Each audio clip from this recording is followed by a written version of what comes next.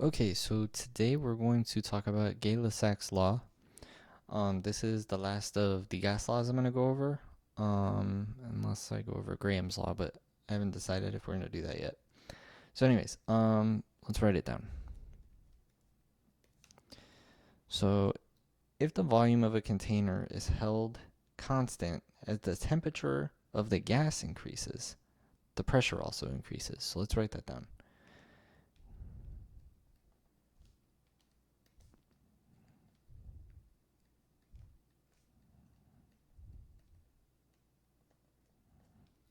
So the volume of a container is held constant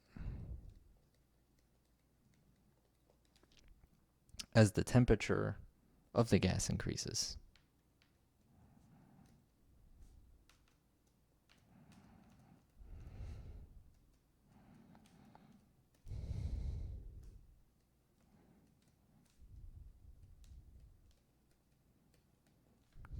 Then the pressure also increases.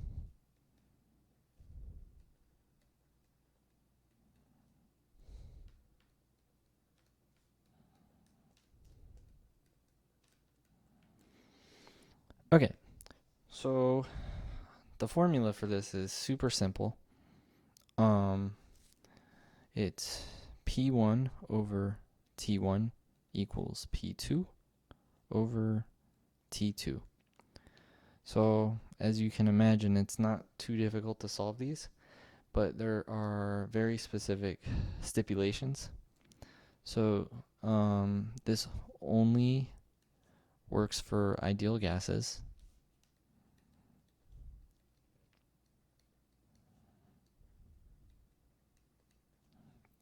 And two is the temperature must be in kelvins.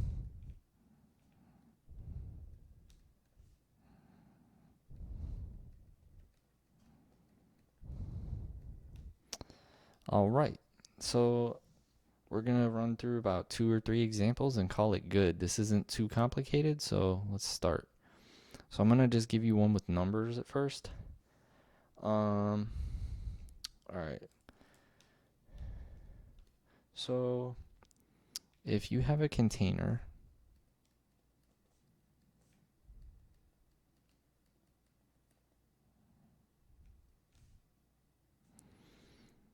with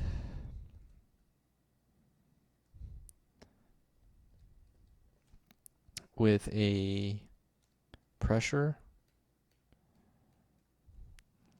of 1 atmosphere at 373 kelvins, and sorry, I'm making this up as I go, and its temperature increases to 473 kelvins. What is the pressure? So take a minute, try to plug that into there. All right, so I'm going to go ahead and solve this. I'm going to assume you paused it. All right, so let's set this up. So you have 1 atm over 373 kelvins equals 2. We don't know, over 473 kelvins. So to solve this, you can either do the little cross multiplication trick. I think that's kind of too hard, so I just do it this way. So I multiply 473 on both sides. Let me do that in black. And go like that. And then this one I'll change to. That way when I cancel stuff it looks similar. So your kelvins is going to cancel out. So now we're in atmospheres. Let me pull up the calculator to show you guys the answer. So we have pretty much 473 divided by 373. And then your new pressure is going to be you can just say 1.27. 1.27 atmospheres.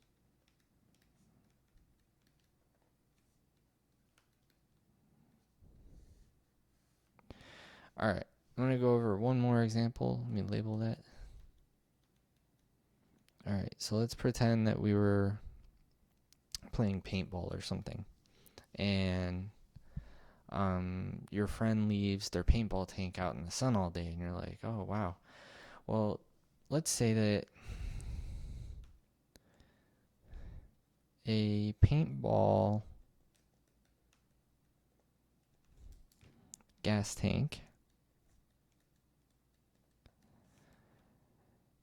has a pressure of, we'll say about 20 atmospheres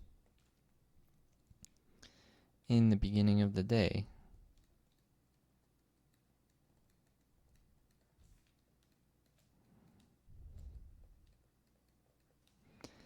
When the temperature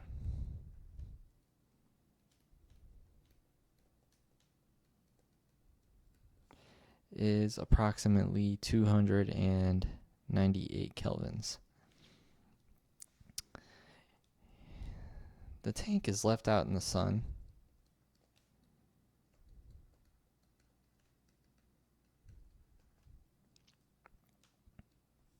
and the temperature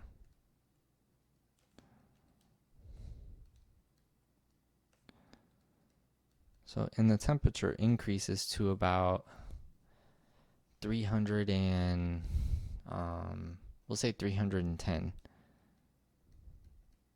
I'm going to try to keep it a little realistic.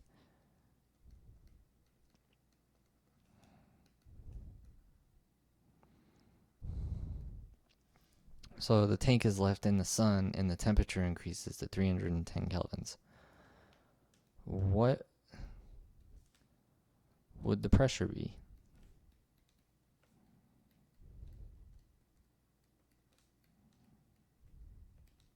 So in something like this, you're going to have to look and be like, okay, that is P1, that is T1, that is T2. So now you know what you need to solve. You need to solve for P2. So we'll just plug this in. So we have 20 atmospheres divided by 298 kelvins equals X atmospheres divided by 310 kelvins. So again, to solve this, you can either cross multiply, which if you've been in my class for any amount of time, you know I hate, but it is a trick you can use. Or you can do it algebraically and multiply 310 out on both sides. So that's gone. And then now our kelvins is gone, so we're in atmospheres.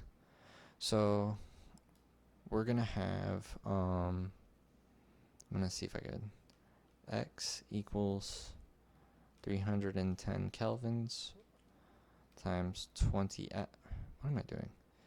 310 times 20 atmospheres divided by 298. And then that would be what your new pressure is. So let's plug that in the calculator and see what we get. So let's clear that. We have 310 times 20 divided by 298. Just so you know, if you're using a scientific calculator, more likely than not, you're going to want to use parentheses. Let me just do it in parentheses, because this one will do the algebra if it's not too complicated by itself.